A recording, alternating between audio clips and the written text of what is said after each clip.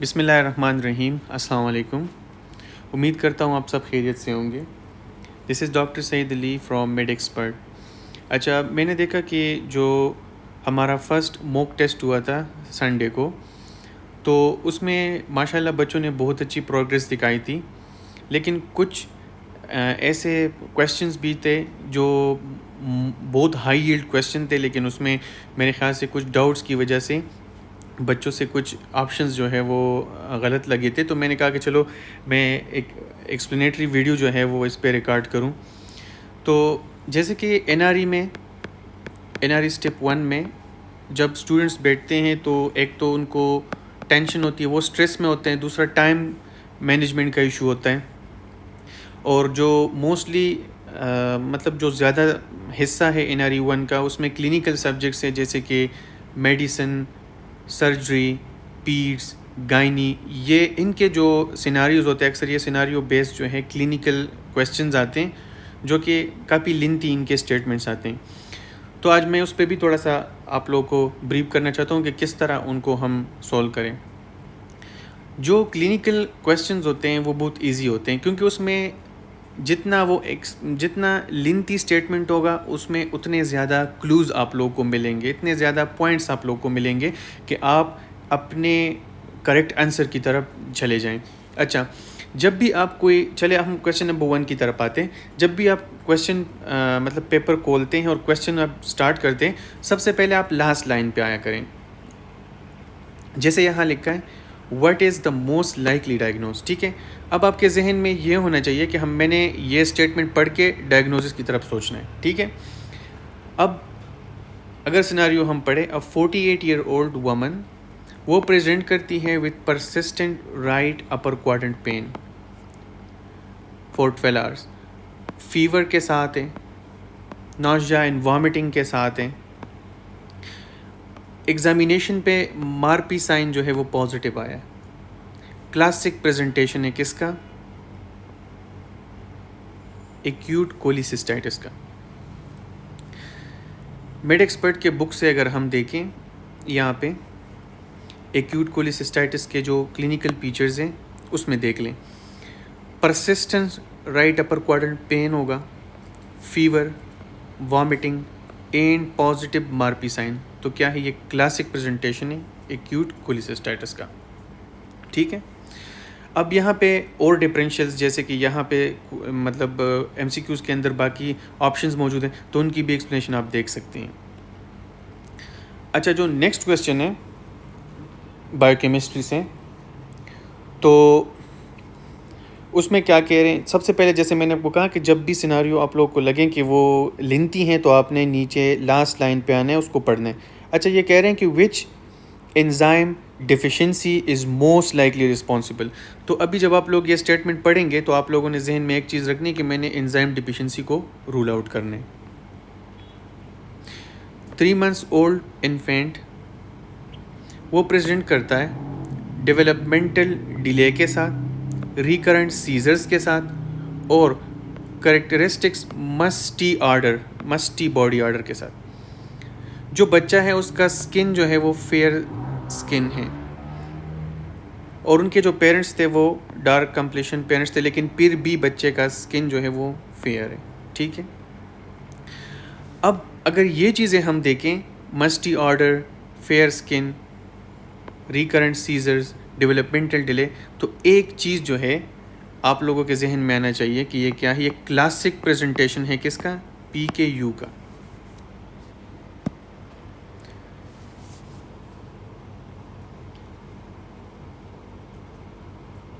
Phenyl ketonuria का।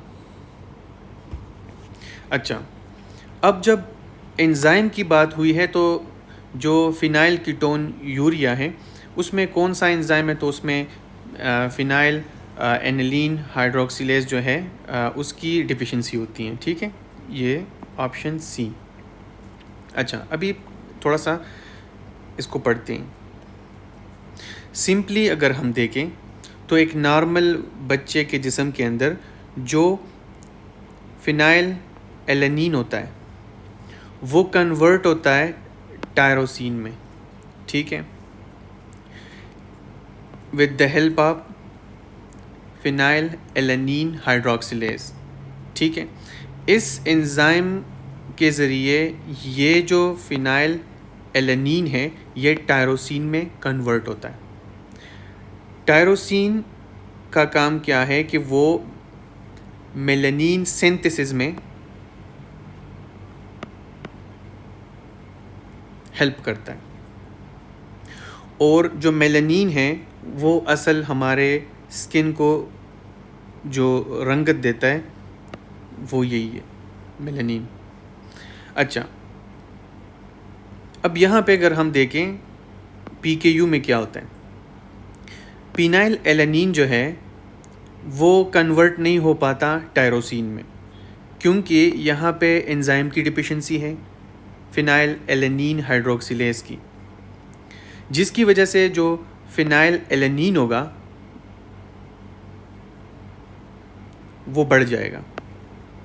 ठीक है, इससे क्या, जब ये बढ़ेगा तो इससे कौन से इफेक्ट आएंगे, इससे टॉक्सिक इफेक्ट आएंगे डेवलपिंग ब्रेन पे, यानी ब्रेन जो डेवलप हो रहा है उस पर टॉक्सिक इफेक्ट आएंगे। ठीक है, कौन कौन से इफेक्ट आएंगे उस पर हम बात करते हैं, लेकिन जो MCQs के हवाले से था, अगर टायरोसिन कम होगा तो मेलानिन सिंथेसिस कम होगा और फेयर स्किन लाइट हेयर बनेगा। ठीक है, अब जो है न्यूरोलॉजिकल सिम्टम्स क्या क्या आएंगे, तो डेवलपमेंटल डिले आएगा, इंटेलेक्चुअल डिसेबिलिटी, सीजर्स, ये सारा कुछ आएगा।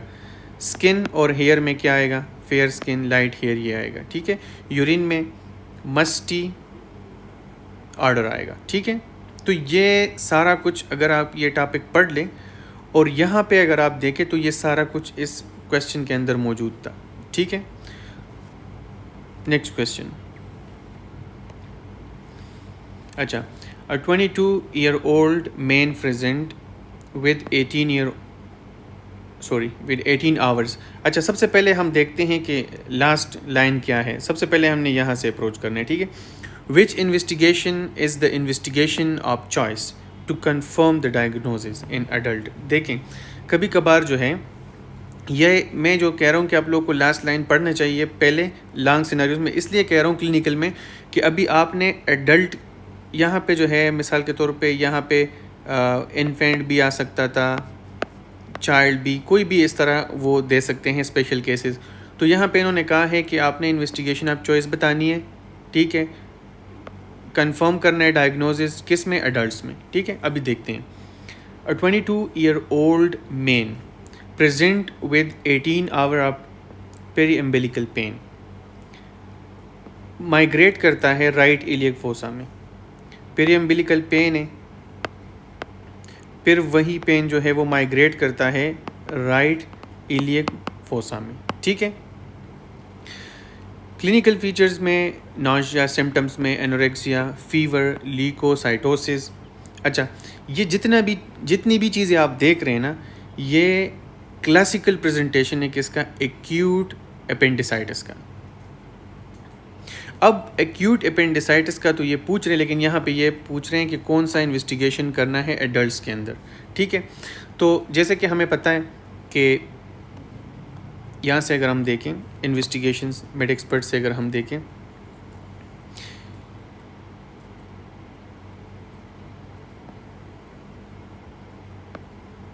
जो इन्वेस्टिगेशन ऑफ चॉइस हैं एडल्ट्स के अंदर वो है CT scan abdomen with contrast के साथ। ठीक है, CT एब्डोमेन विद IV और ओरल कंट्रास्ट, जिसकी सेंसिटिविटी 95% से भी ज़्यादा है। अगर इस क्वेश्चन में वो पूछते चिल्ड्रन के बारे में या प्रेगनेंसी को वो मेंशन करते, तो फिर हमने इन्वेस्टिगेशन ऑफ चॉइस जो है वो अल्ट्रासाउंड एब्डोमेन रखना था। ठीक है, तो इसका आंसर क्या हो गया, CT एब्डोमेन विद कंट्रास्ट। अच्छा, नेक्स्ट क्वेश्चन क्या है। अच्छा, इसमें क्या पूछ रहे हैं, what is the most likely diagnosis. अब हमने डायग्नोसिस की तरफ जाना है। ठीक है, 30-year-old वुमन है, develops flashing light followed by severe unilateral throbbing headache. ठीक है, यूनिलेटरल थ्रोबिंग हेडेक्स ये दो ही हो सकते हैं। यूनिलेटरल हेडेक की बात करूं, अगर आप कंफ्यूज होते हैं बाकी वर्ड को छोड़े, अगर आप यूनिलेटरल पे आपके जहन में दो चीज़ें आती हैं। यूनिलेटरल में या तो माइग्रेन आता है आपके जहन के अंदर, या आपके पास क्लस्टर आता है। ठीक है, लेकिन ये जो है क्लस्टर में एक और चीज़ बताना चाहूँगा यहाँ पे कि वो पीरिऑर्बिटल होता है, यानी आंखों के इर्द गिर्द जो है ज़्यादातर ये पेन यूनिलेटरल साइड पे होता है। ये ज़्यादातर सर के एक हिस्से में होता है। ठीक है, हेडेक। अच्छा, that resolve within 30 minutes. What is the most likely diagnosis? अच्छा, ये क्या कह रहे हैं? ये कह रहे हैं कि एक फ़ीमेल है 30 ईयर्स की, फ्लैशिंग लाइट्स जो है, मतलब ऐसे फ्लैशिंग लाइट्स उनको नज़र आ रहे हैं, फिर उसको सिवियर यूनिलेटरल थ्रोम्बिक हेडेक जो है वो स्टार्ट हो गया है, जो कि 30 मिनट तक रहा। तो क्या हो सकता है? अच्छा, तो इसमें स्ट्रोक तो नहीं हो सकता। क्लस्टर हेडेक की तो हमने बात ही कर दी, ख़त्म की, ये पेरिऑर्बिटल होगा, और इसमें ओरा भी नहीं होता, क्योंकि ये फ्लैशिंग लाइट्स जो है ये ओरा को रिप्रेजेंट कर रहे हैं, तो ये नहीं हो सकता। मेनिंजाइटिस भी नहीं है, क्योंकि उसके अपने क्लासिक जो है वो साइंस है, जैसे कि नेक स्टिफनेस, फीवर और वो चीज़ें हैं, वो नहीं हो सकता। अच्छा, तो इसमें हमारे साथ आता है माइग्रेन विद ओरा। ठीक है,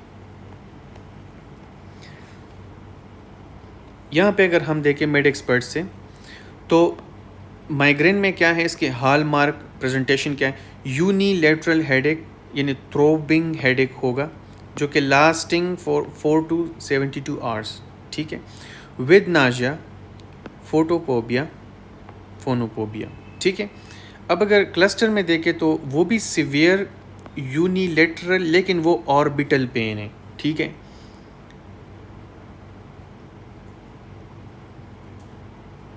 अच्छा, ओरा की अगर हम बात करें तो aura is a temporary reversible neurological symptoms lasting for 5 to 60 minutes. 5 से 60 मिनट तक जो है ये ओरा हो सकता है, बिफोर यानी पहले भी हो सकता है, और ड्यूरिंग द हेडेक यानी हेडेक के दौरान भी हो सकता है। इसमें मोस्ट कॉमन जो ओरा है वो विजुअल ओरा है, जिसमें फ्लैशिंग लाइट्स आपको आंखें के सामने मतलब आएंगे, जिग लाइंस आएंगे, ये चीज़ें। ठीक हो गया? अच्छा, नेक्स्ट क्वेश्चन है कि 6 वीक ओल्ड, अच्छा हमने कहा था कि पहले हम वो पढ़ेंगे last line, which type of hyperbilirubinemia is most likely present. इसमें कौन सी मतलब बिलिरुबिन ज़्यादा होंगे तो कौन से वाले, कंजुगेटेड मतलब अनकंजुगेटेड या मिक्स, वो चीज़ें हमने जहन में रखनी और क्वेश्चन पढ़ना है। ठीक है, अच्छा, 6 वीक ओल्ड इन्फेंट है, परसिस्टेंस जॉन्डिस है, पेल स्टूल है, डार्क यूरिन है, एंड हेपेटोमेगेली है। ठीक है, अब ये जो चीज़ आपको नज़र आ रही है ना, ये ऑब्स्ट्रक्टिव जॉन्डिस की ऑब्स्ट्रक्शन है। क्यों? पेल स्टूल है, डार्क कलर यूरिन है, और हेपेटोमेगेली। ठीक है, तो ऑब्स्ट्रक्शन सोचना तो यही है कि भाई ऑब्स्ट्रक्शन ही है। ठीक है, अब जब ऑब्स्ट्रक्शन है तो फिर तो इजीली आप लोग को समझ आना चाहिए कि कौन सा टाइप इसमें आएगा। इसमें आता है कंजुगेटेड बिलिरुबिनीमिया, हाइपर बिलिरुबिनीमिया। लेकिन अभी थोड़ा सा इसको इधर से पढ़ते हैं। अच्छा, ये है क्या? वैसे ये है जितने भी ये चीज़ें उन्होंने बताई है ना, और बच्चे की उम्र देखें, 6 हफ्ते का बच्चा है। ठीक है, तो ये बेलरी एट्रीजिया है। ठीक है, बेलरी एट्रीजिया है, जिसमें मोस्ट ऑब्स्ट्रक्शन है। अच्छा, ये किन में होता है? ये ज़्यादातर न्यूनेट्स के अंदर होता है, इन्फेंट छोटे बच्चों में होता है। हाल मार्क क्या है? परसिस्टेंट जॉन्डिस होगा इसमें, यानी 2 वीक से भी ज़्यादा। स्टूल जो है वो पेल यानी क्ले कलर होंगे, यूरिन जो है वो डार्क होगा। इसमें कौन से बिलिरुबिन बढ़ेंगे? डायरेक्ट बिलिरुबिन, जिसको कंजुगेटेड बिलिरुबिन कहते हैं। ठीक है, चलिए ये भी देखते हैं कि अगर आगे क्वेश्चन ये भी आ सकते हैं कि इन्वेस्टिगेशन ऑफ चॉइस क्या है। तो इन्वेस्टिगेशन ऑफ चॉइस इसमें जो है अल्ट्रासाउंड एब्डोमेन है। गोल्ड स्टैंडर्ड क्या है तो वो भी देख लें। डेफिनेटिव ट्रीटमेंट क्या है वो देख लें। तो हाँ, बेस्ट आउटकम क्या है, तो देखें ये जितनी भी अगर आप रैपिड रिवीजन टेबल देखें तो ये सारे एमसीक्यूज़ बन रहे हैं।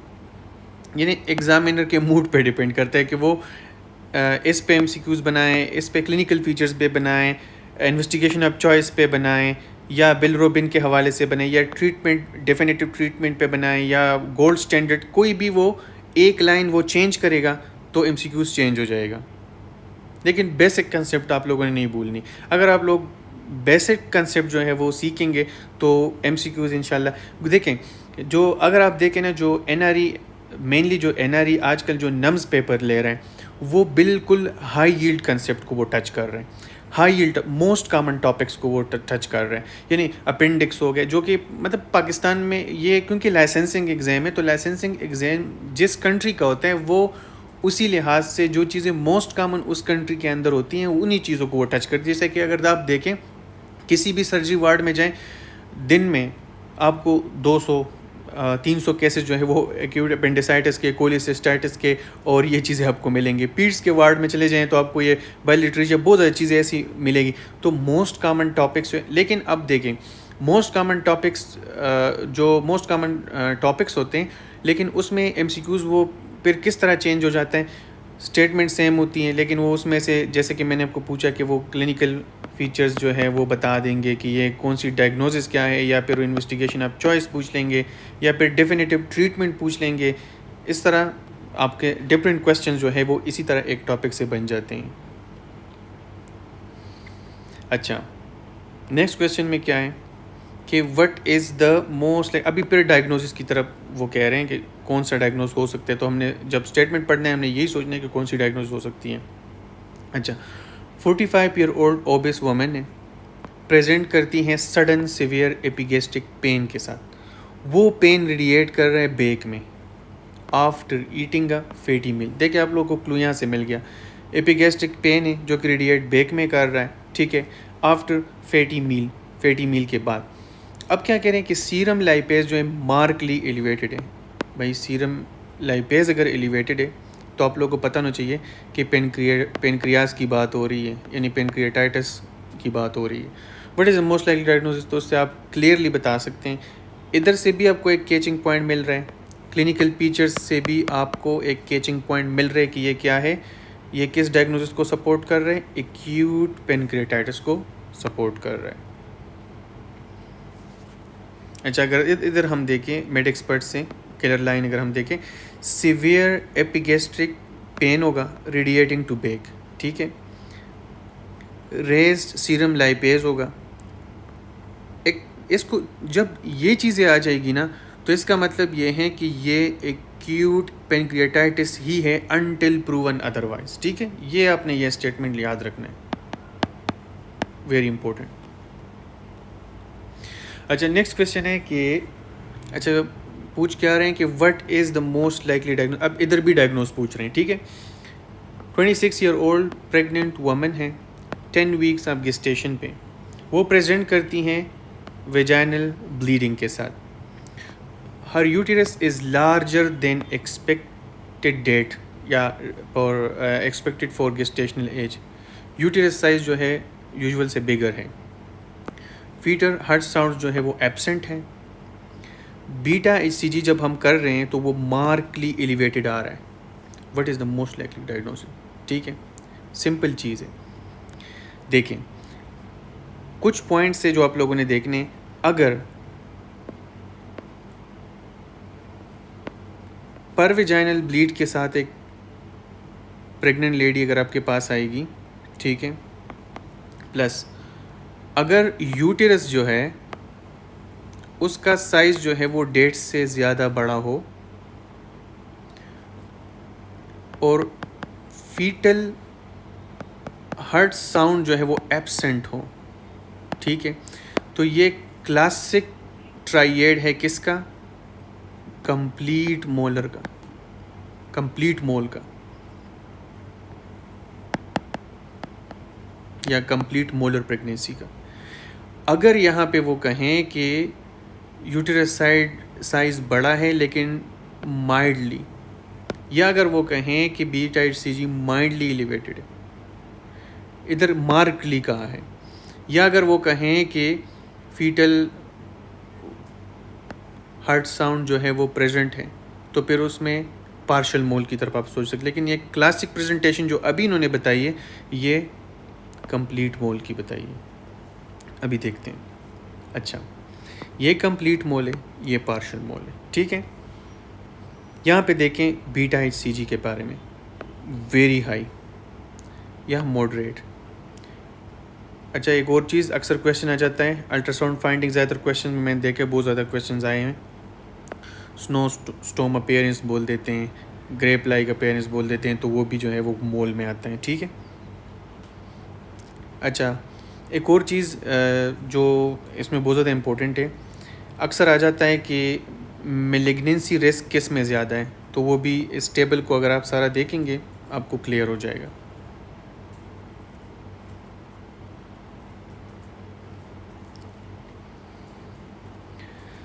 अच्छा, नेक्स्ट क्वेश्चन है कि इसमें क्या करना है, what is the most appropriate next step after resuscitation in इंट्राविस। अच्छा, मैनेजमेंट के बारे में पूछ रहे हैं। एक पेशेंट है जो गाल स्टोन पेनक्रिएटाइटिस, आपको पता है कि पेनक्रिएटाइटिस का मोस्ट कॉमन काज गाल स्टोन है। गाल स्टोन पेनक्रिएटाइटिस के साथ आया है, उसको बुखार शुरू हो जाता है, जॉन्डिस, हाइपोटेंशन, कन्फ्यूजन, यानी सीवियर सिम्टम्स आने लग गए हैं। What is the most appropriate next step. अब हमने नेक्स्ट स्टेप क्या करना है, हमने रिससिटेट किया पेशेंट को, हमने उसको इंट्रावेनस यानी IV जो एंटीबायोटिक्स है वो दे दिए, रजिस्ट्रेशन और एंटीबायोटिक्स हमने दे दी। अब नेक्स्ट क्या करना है, ठीक है। अब जैसे कि वहाँ पे स्टोन पड़ा है, ऑब्स्ट्रक्शन है, अब इस स्टोन को हटाना है, तो उसके लिए हम क्या करेंगे, उसके लिए हम करेंगे अर्जेंट ERCP, ठीक है। ऑब्जर्वेशन तो नहीं कर सकते, कोलोनोस्कोपी की कोई ज़रूरत ही नहीं है, ओरल एंटीबायोटिक्स तो वो ऑलरेडी IV दे चुके हैं हम। अच्छा, यहाँ पे अगर हम देखें, ये असल में जो पिक्चर बन रहा था ये बन रहा था किसका, एसेंडिंग कोलेंजाइटिस का, ठीक है, क्योंकि स्टोन वहाँ पे आया था, उसने ऑब्स्ट्रक्शन की और फिर वो केस सीवियर में चला गया। अब देखते हैं, पेशेंट रिससिटेट हुआ, IV फ्लूइड जो है वो दे दिए गए, broad spectrum IV antibiotic used हो गया। अब क्या करने, अर्जेंट हमने ERCP करने।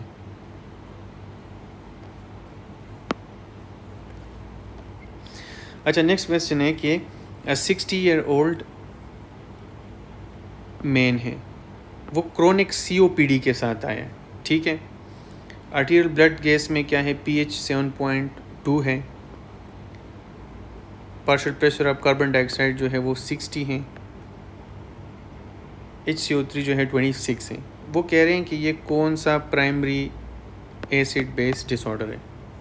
अच्छा, असल में ABGs जो हैं, जैसे कि मेड एक्सपर्ट में हमने वो लिखे हुए थे, लेकिन अगर यहाँ पे हम देखें, यहाँ पे आप देखें तो pH जो है आपका, जो नॉर्मल pH होता है 7.35 से 7.45 तक नॉर्मल होता है, ठीक है।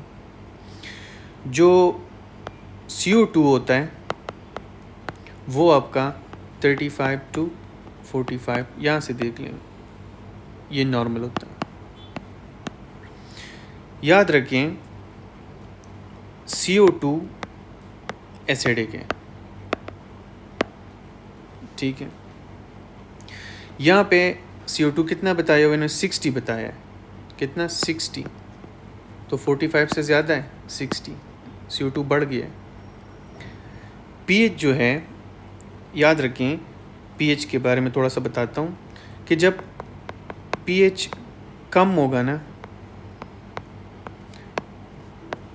तो एसिडिक, अगर pH जो है वो ज़्यादा होगा तो बेसिक होता है। बेसिक के लिए हम टर्म यूज़ करते हैं अल्कलाइन, या हम कह सकते हैं, अगर इसको हम एसिडोसिस कहें तो इसको अल्कलोसिस कहेंगे, ठीक है।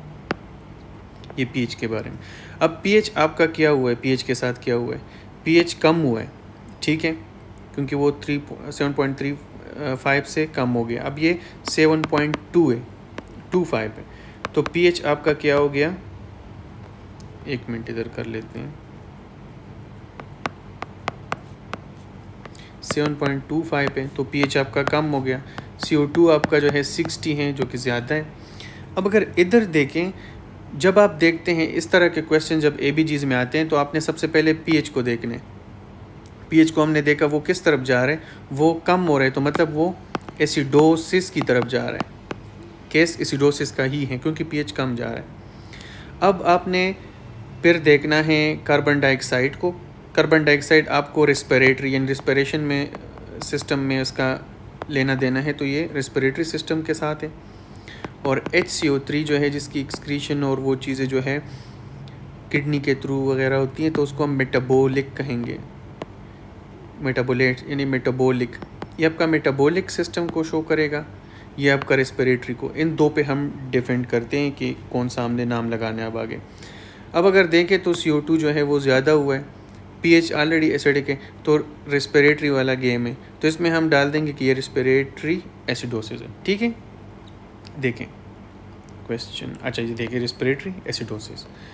अच्छा, अभी यहाँ पे जो हाई यील्ड एग्जाम पॉइंट्स है, अगर उसमें हम देखें कि अगर pH इतने से कम हो तो एसिडोसिस होगा, ज़्यादा हो तो अल्कलोसिस होगा। ठीक है, इसके अलावा एक और चीज़ जो अगर सिंपली आप याद रखें, उसमें COPD आया था, तो जब COPD होगा, COPD के साथ ज़्यादातर जो है रेस्पिरेटरी एसिडोसिस बनेगा। ठीक है, एंजाइटी के साथ रेस्पिरेटरी अल्कलोसिस, क्योंकि एंजाइटी में क्या होगा, रैपिड ब्रीदिंग होगी। रैपिड ब्रीदिंग, जब पेशेंट रैपिड ब्रीथ करेगा, हाइपर वेंटिलेशन करेगा, तो कार्बन डाइऑक्साइड जो है वो बाहर जाएगा बॉडी से, यानी कार्बन डाइऑक्साइड कम होगा। जब कम होगा तो अंदर क्या होगा, अल्कलोसिस हो जाएगा। तो यहाँ पे इसी वजह से रेस्पिरेटरी अल्कलोसिस। अच्छा, इसके अलावा डायरिया के बारे के को देखें, इसमें मेटाबॉलिक एसिडोसिस होगा। अच्छा, वॉमिटिंग, जब कोई पेशेंट जो है वो वॉमिट करेगा, इधर लिखते हैं, जब वॉमिट करेगा तो जो स्टमक के कंटेंट हैं वो बाहर जाएंगे। तो स्टमक के कंटेंट में क्या है, HCl है। जब HCl बाहर जाएगा, यानी एसिड बाहर जाएगा, तो अंदर फिर अल्कलोसिस हो जाएगा। ठीक है, तो लेकिन HCl इधर हम कहेंगे मेटाबॉलिक अल्कलोसिस। ठीक है, ये देखिए मेटाबॉलिक अल्कलोसिस, मुख्तलिफ उनके फिर हैं, वो आप देख लें। अच्छा, नेक्स्ट जो है क्वेश्चन है, उसमें कह रहे हैं कि डायग्नोसिस पूछ रहे हैं। 24-year-old primary gravida, 10 weeks gestation, present with a mild vaginal bleeding, cervical os is closed। ठीक है, अल्ट्रासाउंड पे लाइव फीटस आया है विद कार्डियक एक्टिविटी। अच्छा, एक चीज़ याद रखना है, ज़्यादातर जो सर्विकल ओस हैं उसको देखना है, या तो वो ओपन होगा या तो वो क्लोज्ड होगा। ठीक है, अभी देखते हैं किस में ओपन होगा किस में क्लोज होगा, वो देखते हैं। अब यहाँ पे बात आई है सर्विकल ओस जो है वो क्या है, वो क्लोज्ड है। ठीक है, आ जाए इधर। अच्छा, थ्रेटन एबॉर्शन जो है उसमें सर्विकल ओस जो है वो क्या है, क्लोज्ड है।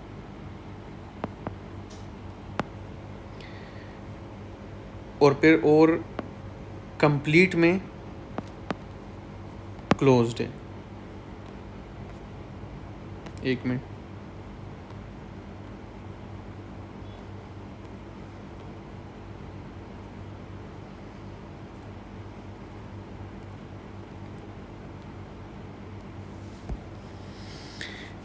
अच्छा, तो थ्रेटन में जो है ओस क्लोज है, कंप्लीट में क्लोज्ड है, मिस्ड में क्लोज्ड है। ठीक है, ओपन सिर्फ दो में, नाम इजी देखो, ओपन वाले में देखिए आई से वो स्टार्ट हो रहे हैं, इधर देखिए जो आई से स्टार्ट हो रहे हैं तो वो ओपन है। ठीक है, अब यहाँ पे हमें डायरेक्ट पता चले कि ओस क्लोज की बात हो गई है, तो ये वाला ऑप्शन तो चला गया, ये वाला ऑप्शन भी चला गया। अब पीछे रह गए दो ऑप्शंस। ठीक है, अब उसमें देखते हैं कि थ्रेटन में और मिस्ड एबॉर्शन में फिर किस तरह है।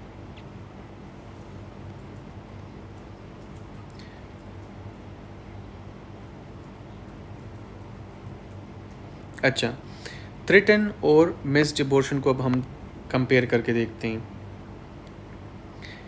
इसमें क्या है कि ब्लीडिंग का अगर हम देखें तो इसमें माइल्ड ब्लीडिंग है, उसमें भी माइल्ड है लेकिन ब्राउन स्पॉट्स, पर मोस्ट लाइकली सेम चीज़ है इसमें। इसके अलावा ओस का तो हम देखा कि दोनों में क्लोज्ड है। अच्छा, अब प्रोडक्ट और हार्ट बीट, ये दो चीज़ें देखते हैं। क्वेश्चन में वो क्या कह रहे हैं? क्वेश्चन में वो ये कह रहे हैं कि अल्ट्रासाउंड पे लाइव फीटस आया है और कार्डियक एक्टिविटी प्रेजेंट है। ये दो चीज़ें देखनी है, इधर आ जाए। अब क्या अब देखना है कि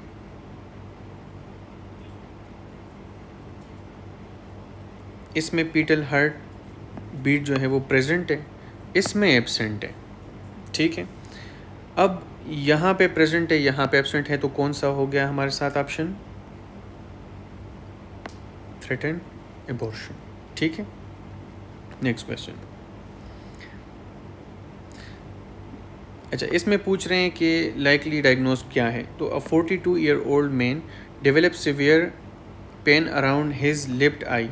अच्छा, लेफ्ट आई के इर्द पेन स्टार्ट हुआ है every night for 1 week. Each attack lasts about 60 minutes, associated with tearing, nasal congestion. अच्छा, ये चीज़ें जैसे कि मैंने पहले आपको बताई कि सिवियर जो है आंखों के इर्द गिर्द जो पेन होता है, लेफ्ट आई वो कह रहे हैं यूनिलेटरल की बात हो रही है। ठीक है, तो सबसे पहले तो हम जहन में एक ही चीज़ आएगी, क्लस्टर हेडेक की। ठीक है, फिर देखते हैं। अच्छा, क्लस्टर हेडेक में क्या? सिवियर यूनिलेटरल ऑर्बिटल पेन होगा, लास्टिंग फॉर 15 to 180 मिनट्स होगा। ठीक है, अब इसमें देखो टेयरिंग है और नेज़ल कंजेशन, दोनों चीज़ें जो है यहाँ पे क्लिनिकल फीचर्स में आई हैं, तो it confirm the diagnosis of cluster headache. अच्छा, व्हाट इज़ द डेफिनेटिव? अच्छा, डेफिनेटिव ट्रीटमेंट पूछ रहे हैं। 25-year-old मैन प्रेजेंट करता है classic features of acute appendicitis के साथ आता है। सीटी स्कैन जब करते हैं तो वो कंफर्म करता है कि अपेंडिक्स तो इन्फ्लेम्ड है, लेकिन कोई परपोरेशन नहीं हुई और कोई एब्सेस नहीं है। तो क्या करना है? तो एक्यूट अपेंडिसाइटिस का केस है, मतलब कोई कॉम्प्लिकेशंस नहीं आई, कोई एब्सेस नहीं है, कोई मैस कुछ नहीं है, तो क्या करना है? डायरेक्ट आपने अर्जेंट अपेंडिक्टमी करनी है, लेप्रोस्कोपिक अपेंडिक्टमी या ओपन अपेंडिक्टमी आप कर सकते हैं। देखिए, ये अनकम्प्लिकेटेड है क्योंकि उसमें कोई परपोरेशन, कोई इश्यूज़ नहीं थे, तो इसमें हमने perform immediate open or laparoscopic appendectomy और पोस्ट ऑपरेटिवली कोई एंटीबायोटिक की ज़रूरत भी नहीं होती। ठीक है, नेक्स्ट क्वेश्चन में क्या है? बेस्ट नेक्स्ट स्टेप पूछ रहे हैं मैनेजमेंट में। Newborn screening test reveal markedly elevated phenylalanine levels. अच्छा, PKU की तरफ बात जा रही है, बायोकेमिस्ट्री। बच्चे का इन्होंने यानी हील से जो है वो प्रेक टेस्ट किया है, उसमें जो फिनाइल एलानीन है उसके लेवल ज़्यादा हैं। बच्चा अभी एसिम्टमेटिक है, अभी सिम्टम्स जो हम पहले हमने डिस्कस किए वो नहीं आए। बेस्ट स्टेप क्या है कि इसको हम प्रिवेंट करें और इरिवर्सिबल न्यूरोलॉजिकल डैमेज से, सीजर्स से, डेवलपमेंटल डिले और उन चीज़ों से हम कैसे इस बच्चे को बचाएं। अच्छा, स्टार्ट ब्रॉड सिस्टम एंटीबायोटिक्स नहीं, रिपीट टेस्टिंग नो क्योंकि वो प्रिवेंशन पूछ रहे हैं। अच्छा, कार्बोहाइड्रेट्स का तो यहाँ कोई सीन नहीं है, तो begin a life long low phenyl alanine diet with tyrosine supplements. ठीक है, ये ऑप्शन है। अच्छा, अगर हम मेड एक्सपर्ट से देखें यहाँ पे मेन प्रिंसिपल इसमें हमारा ट्रीटमेंट का क्या है कि हमने फिनाइल एलानीन को रिड्यूस करना है ताकि ब्रेन इंजरी को प्रिवेंट कर सके। तो डाइट है मेनली, उसमें क्या है कि हमने इसको लो फिनाइल एलानीन डाइट देना है। ये चीज़ें नहीं देनी, ठीक है। इसमें भी क्वेश्चन आ सकता है कि हम ये इन चीज़ों पे कौन सा अवॉइड करने, कौन सा सप्लीमेंट देंगे, ये भी आप देख लें। अच्छा, a patient with acute pancreatitis develop bluish discoloration around the umbilicus। umbilicus के इर्द गिर्द जो है bluish discoloration बन गई है। साइन का नाम क्या है? बहुत बेसिक क्वेश्चन है। इसको हम कहते हैं कूलन साइन, ठीक है। यहाँ पे आप दे सकते हैं bluish discoloration अगर umbilicus के इर्द गिर्द हैं तो कूलन साइन है, अगर फ्लैंक्स में है तो ग्रे टर्नर साइन है, ठीक है। सीवियर एक्यूट पेनक्रियाटाइटिस के साथ होता है। नेक्स्ट क्वेश्चन में क्या पूछ रहे हैं? 5 वीक ओल्ड इन्फेंट हैं, वो प्रेजेंट करते हैं परसिस्टेंट जॉन्डिस के साथ, हेपेटोमेगेली के साथ, फिर वही बाइलरी एट्रेशिया की तरफ बात जा रही है। Clinical features best differentiate biliary atresia from physiological jaundice. तो इसमें कौन सा ऐसा फीचर्स है, क्लिनिकल फीचर है जो ज़्यादातर इन दो को डिफरेंशिएट करेगी? तो उसमें ये है कि देखिए जो फिजियोलॉजिकल जॉन्डिस होते हैं वो तो ऑब्स्ट्रक्टिव नहीं होता, तो बाइलरी एट्रेशिया में तो ऑब्स्ट्रक्शन होता है, तो ऑब्स्ट्रक्शन की वजह से यहाँ पे क्या होगा? पेल स्टूल होगा और डार्क यूरिन, ठीक है। यहाँ पे आप देख सकते हैं कि अगर इन्फेंट हो वो परसिस्टेंट जॉन्डिस, पेल कलर स्टूल, डार्क यूरिन और हेपेटोमेगेली के साथ आए तो बाइलरी एट्रेशिया होगा। तो ये सारे फीचर्स जो हैं इसके क्लिनिकल है। अच्छा, नेक्स्ट क्वेश्चन है कि patient present with fever, right upper quadrant pain in jaundice, ठीक है। This combination of clinical features is known as. अच्छा, ये देखिए आप यहाँ पे आपने देखना है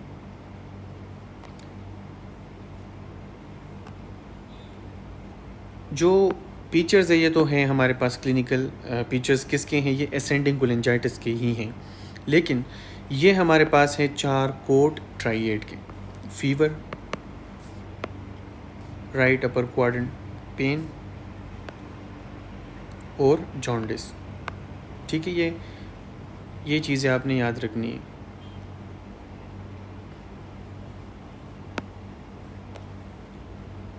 अच्छा, नेक्स्ट क्वेश्चन है, अ 45-year-old woman has persistent vomiting for 3 days।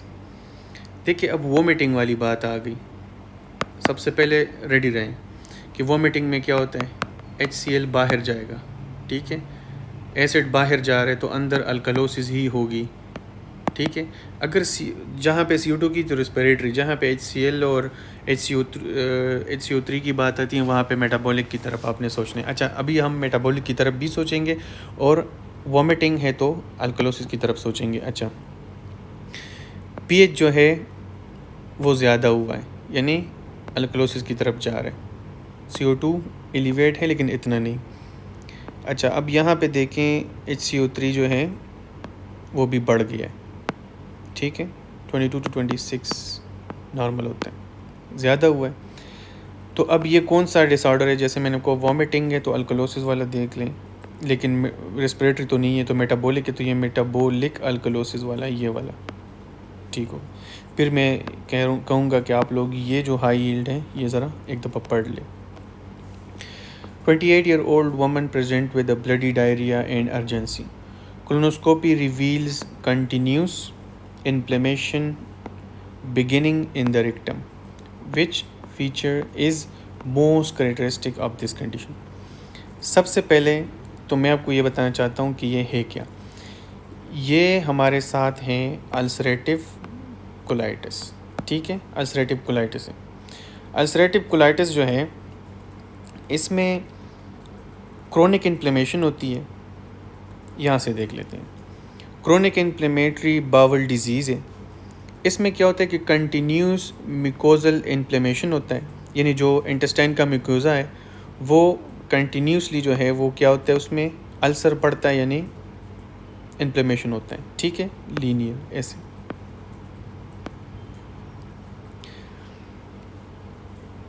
अच्छा, क्या कहते हैं कि कॉलन में, ठीक है, बिगिनिंग इन द रेक्टम, ये रेक्टम से स्टार्ट होता है, एंड एक्सटेंडिंग प्रॉक्सिमली। अच्छा, इसका हॉल मार्क अगर हम देखें तो इसमें कहते हैं continuous mucosal inflammation involving the rectum. जो कंटिन्यूस मिकोजल इन्फ्लेमेशन है यही इसका हॉल मार्क पॉइंट है, और मोस्ट कॉमन जो क्लिनिकल फीचर्स या हम हिस्टोपैथ से हम देख सकते हैं इसके डायग्नोस को सपोर्ट करने के लिए, तो वो यही है। तो इसका मतलब है कंटिन्यूस कोलोनिक इन्वॉल्वमेंट यहाँ पे आ जाए। बाकी ऑप्शंस है, स्किप लीजन जो है वो क्रोन्स में होते हैं, ठीक है।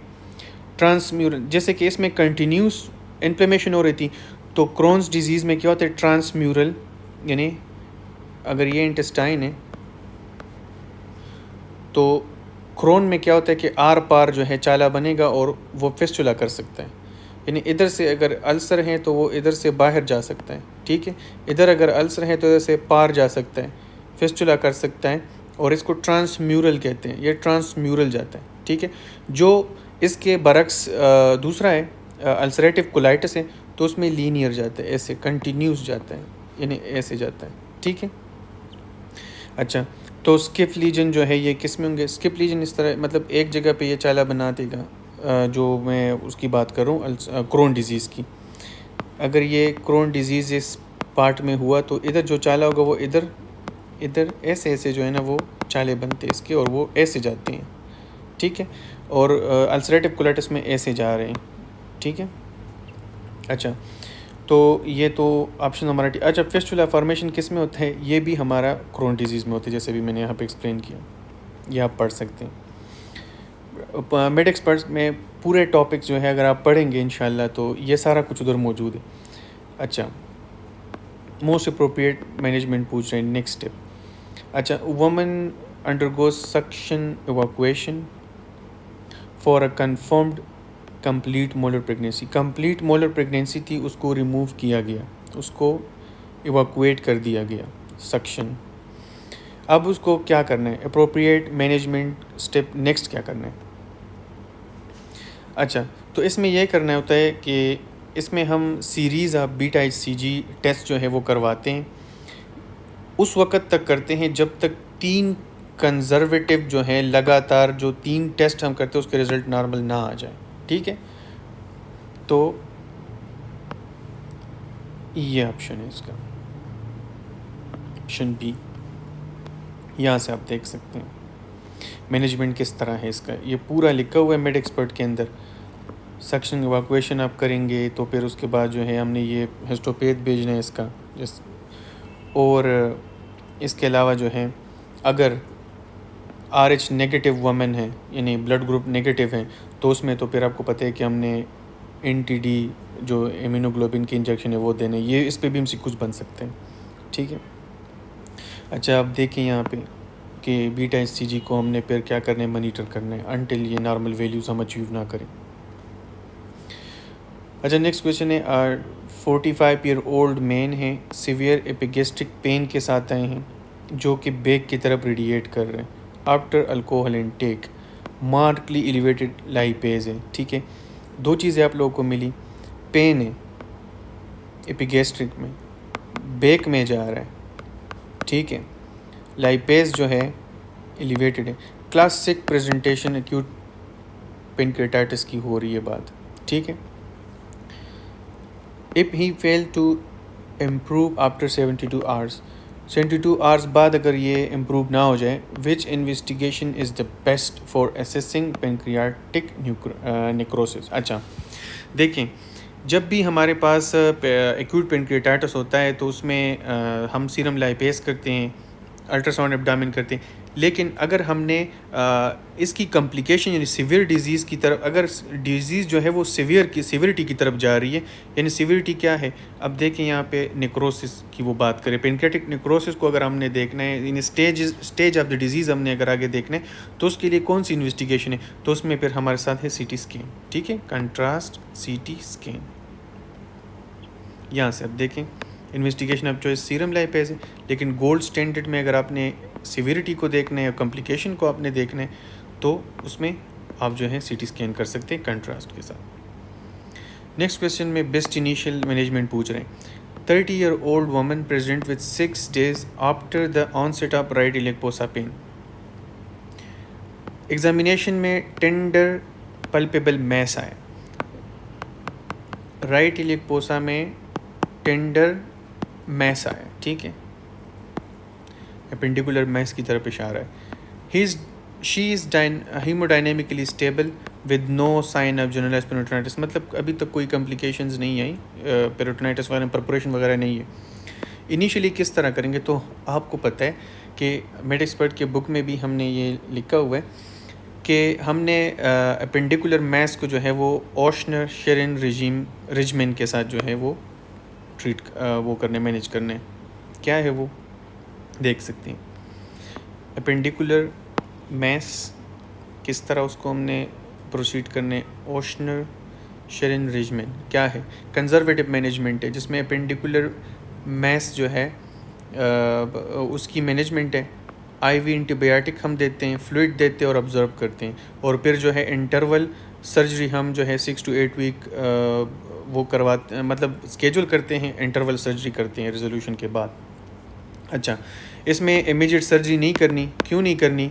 क्योंकि डेंस एडेजन होते हैं, यानी जो बाउल लूप होते हैं और एडेजन ओमेंटम होते हैं वो इसके इर्द गिर्द जो है वो अपेंडिसाइटिस के इर्द गिर्द जो है वो लूप जो है वो मतलब चिपक गए होते हैं, उसको सराउंड किया होते हैं। अगर आप इसको इसको काटेंगे, ऑपरेशन करेंगे, तो इससे क्या होगा, सर्जरी के साथ आप परपोरेशन वगैरह या बाउल इंजरी कर सकते हैं, रिस्क ऑफ बाउल इंजरी। ठीक हो गया, तो इमीडिएट एपेंडेक्टमी नहीं कर सकते और ओशनर शेरिन रेजिम। नेक्स्ट क्वेश्चन में फिर एसिड बेसिस पे आया है, तो क्या है, अच्छा 22-year-old, अच्छा उसको पैनिक अटैक यानी एंजाइटी है। अच्छा, एंजाइटी के बारे में अभी मैंने आपको बताया कि वो रैपिड जल्दी सांस लेगी, जल्दी हाइपर वेंटिलेशन होगा, मोर कार्बन डाइऑक्साइड बाहर जाएगा, तो कार्बन डाइऑक्साइड अंदर कम हो जाएगा, ठीक है। अब देखते हैं, अच्छा पीएच तो ज़्यादा हो गई, इसका मतलब है अल्कलोसिस है। लेकिन अगर देखें CO2 को, वो 28 है, नॉर्मल जो है हमारे पास 35 to 45, कार्बन डाइऑक्साइड कम होगी, जैसे मैंने कहा बाहर जा रहा है, तो क्या होगा, रेस्पिरेटरी अल्कलोसिस, ठीक है।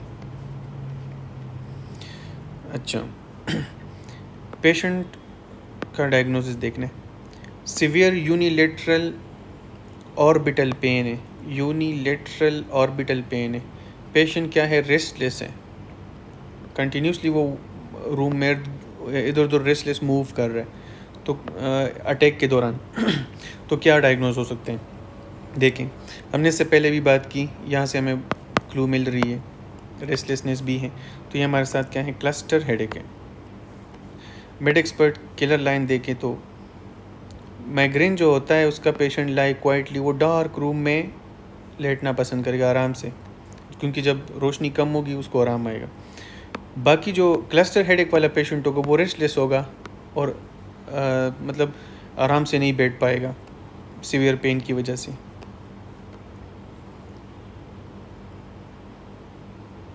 नेक्स्ट क्वेश्चन में क्या है, बेस्ट मैनेजमेंट पूछ रहे हैं।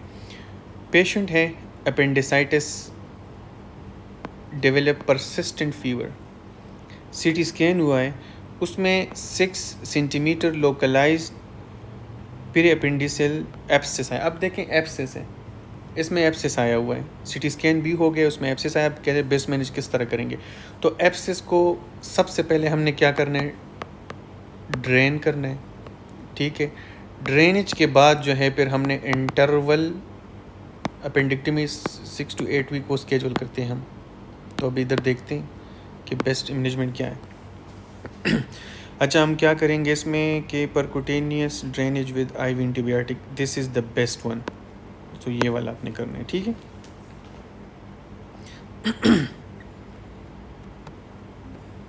इधर देखें, ये पढ़ लें आप।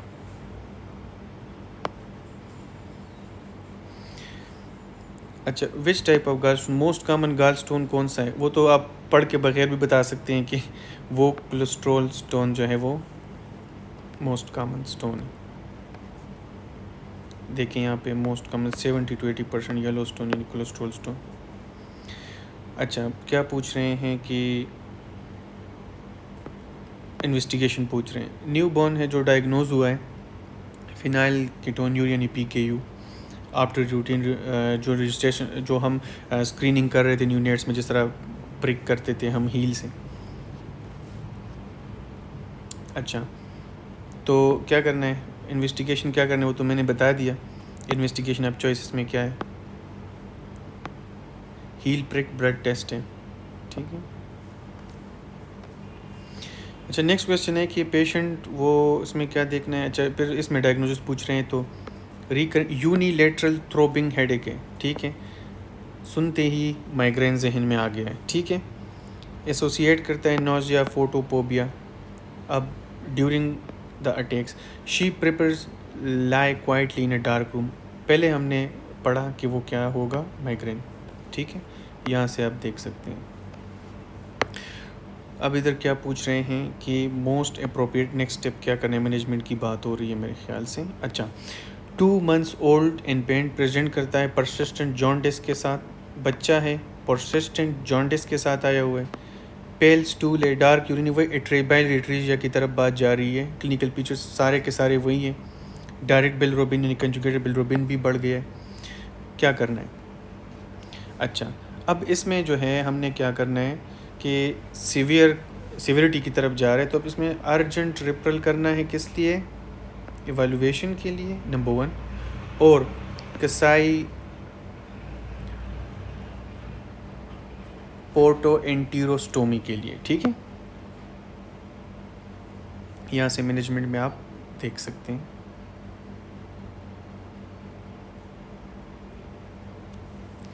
अच्छा, इसमें एक और चीज़ है, इसमें भी क्वेश्चन आ सकते हैं कि ये best perform before 60 days of age.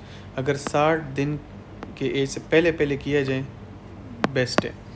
अगर ये फेल हो जाए और या जो है कॉम्प्लिकेशन यानी सिरोसिस डेवलप हो जाए, फिर क्या करना है, फिर लास्ट ऑप्शन बचता है वो लिवर ट्रांसप्लांट है। अच्छा, नेक्स्ट बेस्ट स्टेप इसमें पूछ रहे हैं, पेशेंट हैं कन्फर्म्ड कोलिडोकोलिथिएसिस है उसको, ठीक है। MRCP हुआ है जो कि उसका इन्वेस्टिगेशन ऑफ चॉइस भी है। रिक्वायर्ड डेफिनेटिव ट्रीटमेंट,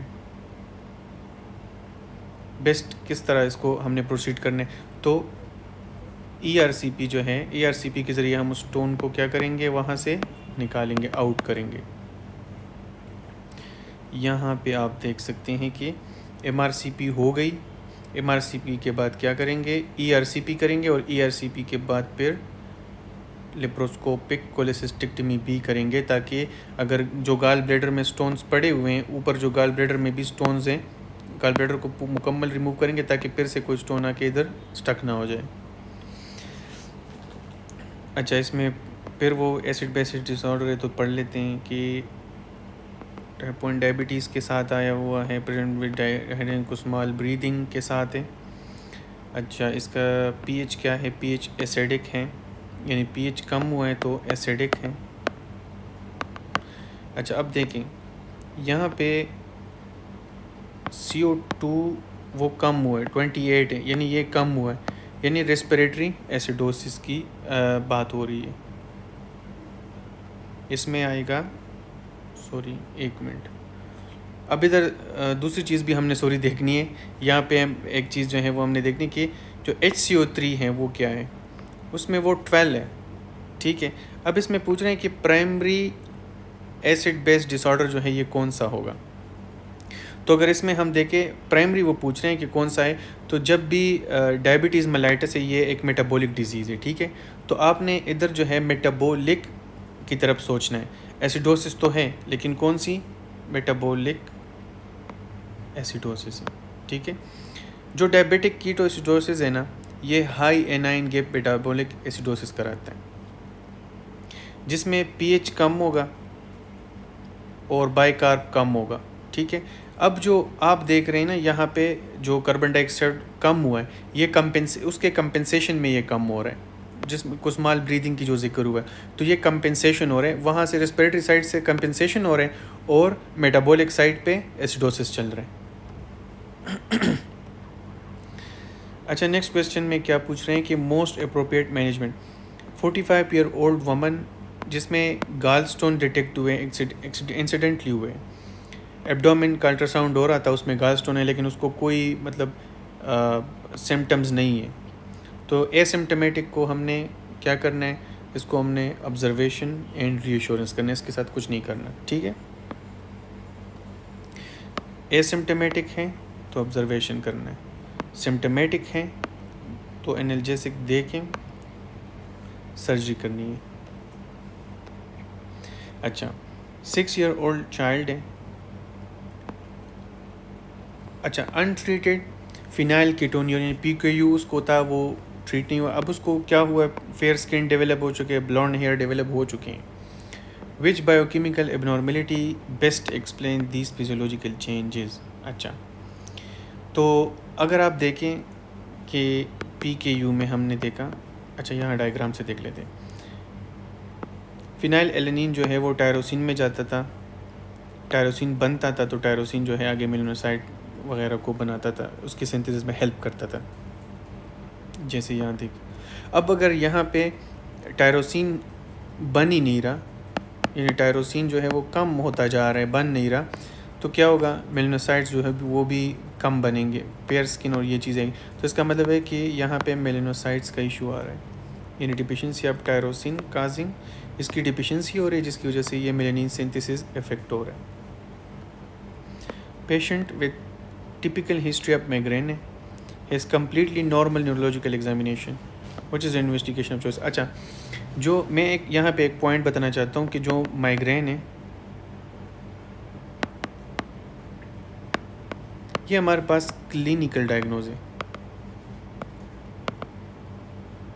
ठीक है, क्लिनिकल डायग्नोसिस है इसकी।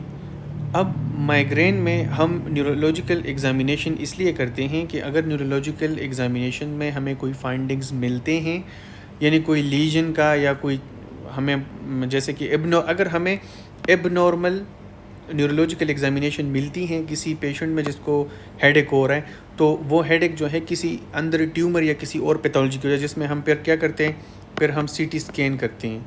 अगर एबनॉर्मल न्यूरोलॉजिकल एग्जामिनेशन अगर एबनॉर्मल है तो CT स्कैन करेंगे प्लेन में, ठीक है, CT ब्रेन करेंगे। लेकिन अगर अभी नॉर्मल न्यूरोलॉजिकल एग्जामिनेशन है तो हमने कहा कि फिर माइग्रेन तो हमारा क्लिनिकल डायग्नोज है और टिपिकल हिस्ट्री भी है, तो ये हमारे पास इसमें जो इन्वेस्टिगेशन ऑफ चॉइस की अगर इस तरह का कोई क्वेश्चन आता है तो इसमें हमने क्लिनिकल डायग्नोसिस ही चूज़ करना है, इसका कोई मतलब CT स्कैन वगैरह फिर हम इसमें नहीं करते। अच्छा, इसमें क्लिनिकल डायग्नोसिस करेंगे, ठीक है। यहाँ पे देखिए कि माइग्रेन जो है क्लिनिकल डायग्नोज है, क्लस्टर हेडेक भी क्लिनिकल डायग्नोज है, लेकिन अगर कोई न्यूरोलॉजिकल सिम्टम्स वगैरह आते हैं या ओल्डर एज है तो फिर उसमें हम CT स्कैन वगैरह करते हैं। ये आप सारी चीज़ पढ़ लें। अच्छा, which investigation is consider gold standard for confirming biliary atresia. अच्छा, बाइलरी एट्रेजिया के लिए गोल्ड स्टैंडर्ड कौन सा है, तो ये अभी हमने बात की इंट्रा ऑपरेटिव कोलेंजियोग्राफी।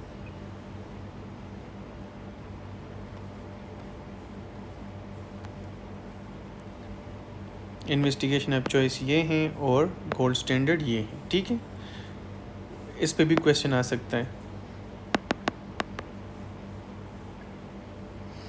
अच्छा, patient with acute cholecystitis present with fever, right upper quadrant pain, vomiting and positive Murphy sign, सारे क्लिनिकल प्रेजेंटेशन एक्यूट कोलिसिस्टाइटिस को सपोर्ट कर रहे हैं। लेकिन करना क्या है, इनिशियल इन्वेस्टिगेशन क्या करनी है, यानी इन्वेस्टिगेशन ऑफ चॉइस या इनिशियल जो इन्वेस्टिगेशन है उसमें हमने क्या करना है, उसमें हमने करना है अल्ट्रासाउंड एब्डोमेन। अच्छा, एक्यूट कोलिसिस्टाइटिस में हम क्या करेंगे, अल्ट्रासाउंड एब्डोमेन करेंगे, ठीक है। बाकी के भी आप देख सकते हैं, गॉलस्टोन में क्या करेंगे, कोलिडोको में क्या करेंगे और एसेंडिंग में क्या करेंगे।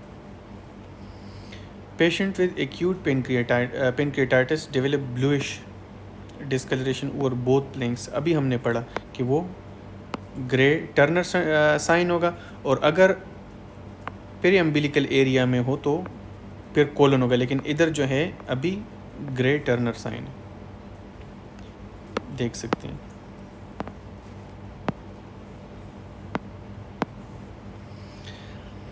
A physician advises the parent of a child with PKU to avoid food containing aspartame. Why should aspartame be avoided? क्यों? क्योंकि उसमें क्या है, फिनाइल एलानिन है। हमने पहले भी इसका डायग्राम देखा, उसमें हमने पढ़ा था। हमने कहा ये चीज़ें हमने अवॉइड करनी। क्यों? क्योंकि इसमें क्या है, phenyl alanine. 30-year-old climber develop rapid breathing, जल्दी जल्दी सांस ले रहे हैं, कार्बन डाइऑक्साइड बाहर जाएगा, अल्कलोसिस होगा। अच्छा, ABGs में क्या है कि pH ज़्यादा हुआ, यानी अल्कलोसिस वाली बात हो गई।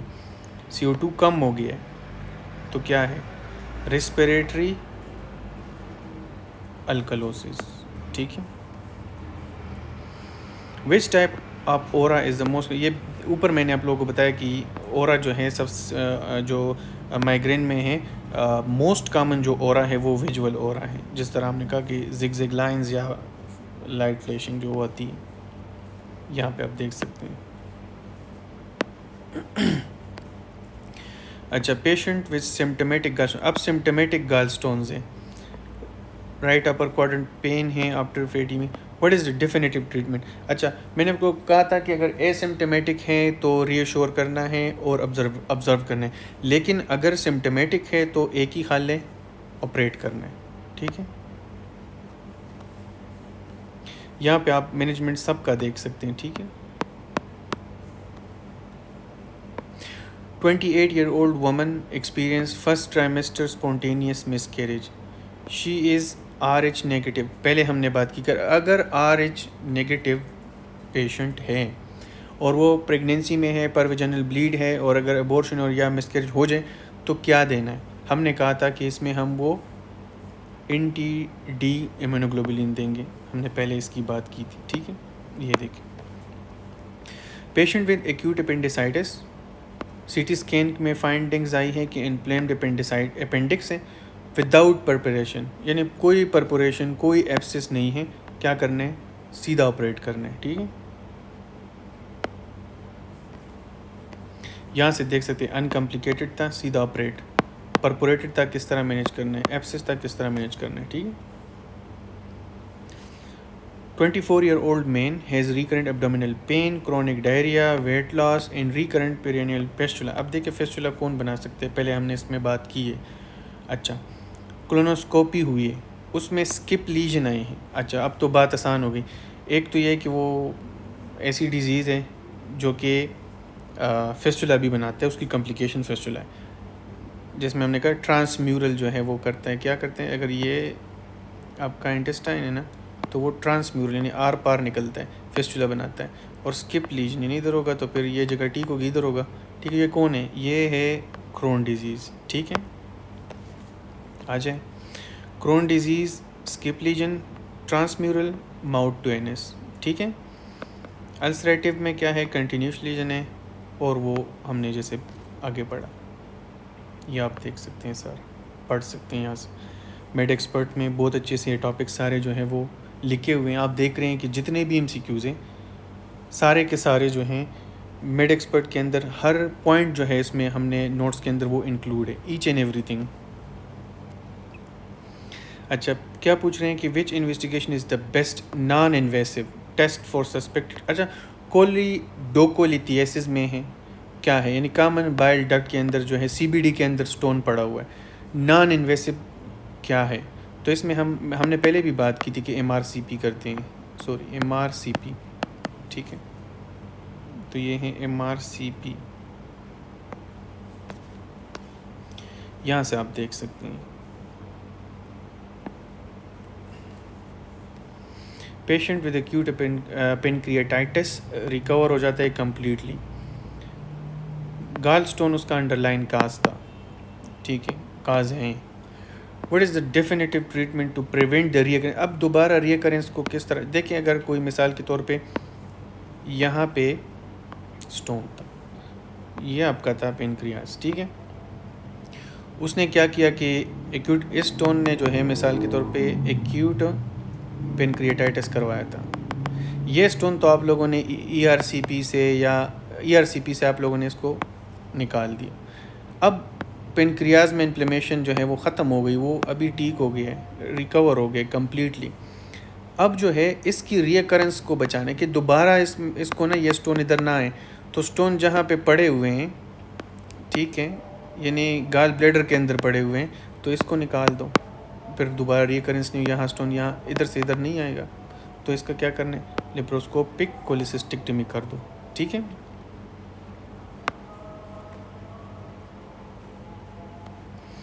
अच्छा, 26-year-old woman asked about the most common cause of spontaneous miscarriage during the first trimester, which answer is correct?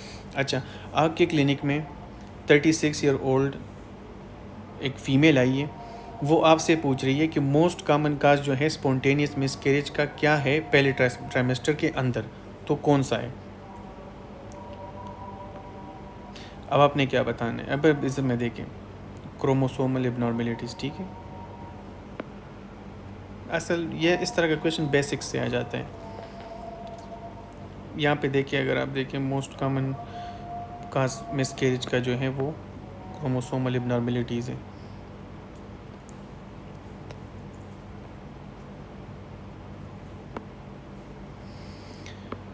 अच्छा, नेक्स्ट क्वेश्चन है कि which is the first line treatment during acute attack of cluster headache. किसी को cluster headache है तो first line treatment क्या है, इसमें हम 100% ऑक्सीजन देते हैं, फर्स्ट लाइन, ठीक है। और साथ अगर उससे आराम नहीं तो साथ में हम क्या क्या करते हैं, सबकट सोमाट्रिप्टान देते हैं।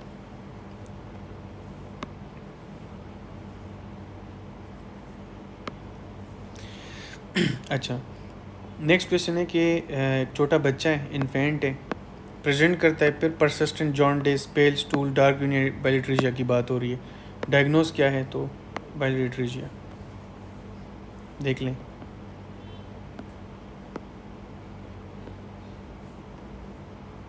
सारे फीचर्स।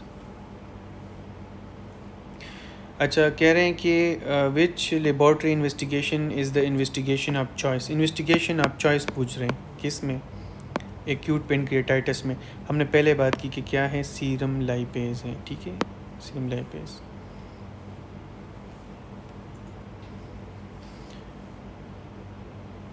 अच्छा, एक वुमन है has had a missed abortion for several weeks without treatment, which serious complication is she at increase risk of development. यानी कौन सा कॉम्प्लिकेशन इसको हो सकते हैं। उसको मिस्ड एबॉर्शन हुआ था, सेवरल वीक्स गुजर गए, उसने कोई ट्रीटमेंट नहीं ली, ठीक है, क्या कॉम्प्लिकेशन इसमें हो सकते हैं। तो इसमें मोस्ट डेडली जो मोस्ट डेडली होता है वो इसमें होता है DIC, ये वाला हो सकता है, ठीक है। लॉन्ग स्टैंडिंग मिस्ड एबॉर्शन, उसमें क्या होते हैं, उसका कॉम्प्लिकेशन क्या आता है, डिसेमिनेटेड इंट्रावेस्कुलर कोगुलेशन, ठीक है, ठीक है। इस वीडियो में मैंने 50 MCQs जो है वो डिस्कस किए। उम्मीद करता हूँ कि आप लोगों को कुछ ना कुछ फ़ायदा इससे मिला होगा। बस जिस तरह मैंने आप लोगों को बताया कि इसी पैटर्न पे आप लोगों ने स्टडी करनी है, यानी जिसमें आप देखें मोस्टली डायग्नोसिस पूछ रहे हैं, ठीक है, मैनेजमेंट पूछ रहे हैं, इन्वेस्टिगेशन ऑफ चॉइस पूछ रहे हैं, गोल्ड स्टैंडर्ड इन्वेस्टिगेशन क्या है, डेफिनेटिव ट्रीटमेंट क्या है, ये सारी चीज़ें वो पूछ रहे हैं, क्लिनिकल फीचर्स पूछ रहे हैं, ठीक है, मोस्ट कॉमन चीज़ें पूछ रहे हैं। तो आप लोग इसी तरह जो है अपने तैयारी जारी रखें इंशाल्लाह। अभी नेक्स्ट 50 जो है वो अगले लेक्चर में कंप्लीट करेंगे इंशाल्लाह।